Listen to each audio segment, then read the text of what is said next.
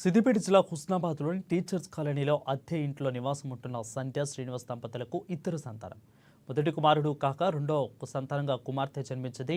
ఇక 2 నెలలు గడిచిన తర్వాత కుమార్తెకు తీవ్ర జ్వరం రావడంతో ఆసుపత్రికి తీసుకెళ్లగా ఆసుపత్రిలో పరీక్షలు చేసిన వైద్యులు చిన్నారి గుండెకు రంధ్రం ఉందని వెంటనే ఆపరేషన్ చేయాలన్నారని తల్లిదండ్రులు తెలిపారు.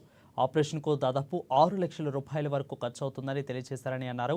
కూలీ నాలి చేసుకుని బ్రతికే తాము అన్ని డబ్బులు సమకూర్చలేమని, దిక్కుతోచిన స్థితిలో పాపతో ఇంటి వద్దే ఉంటున్నామని అన్నారు. స్థానిక మంత్రి పొన్నం ప్రభాకర్ ప్రభుత్వం ఎవరైనా దాతలు పెద్ద మనసుతో తమ కుమార్తె ఆపరేషన్కు అయ్యే ఖర్చును సమకూర్చాలని వేడుకుంటున్నారు ఆ తల్లిదండ్రులు. నా పేరు సంధ్య. మేము దుద్దన్పల్లిలో ఉంటాం. మా ఆయన పేరు శ్రీలు. మాకు ఫస్ట్ బాబు, సెకండ్ పాప.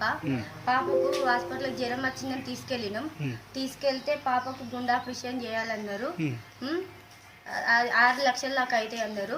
ఎవరన్నా సహాయం కోరుతున్నాను. పొన్నం ప్రభాకర్ కూడా సహాయం చేయాలని కోరుకుంటున్నాను. గవర్నమెంట్ కూడా సహాయం చేయాలని కోరుకుంటున్నాను. ఇక్కడికి వచ్చి 4 సంవత్సరాలు అవుతుంది. మేము కూలి పని చేసుకుంటాం.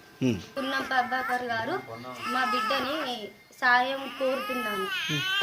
6 లక్షల దాకా అయితే అట, అందుకే కోరుతున్నాను.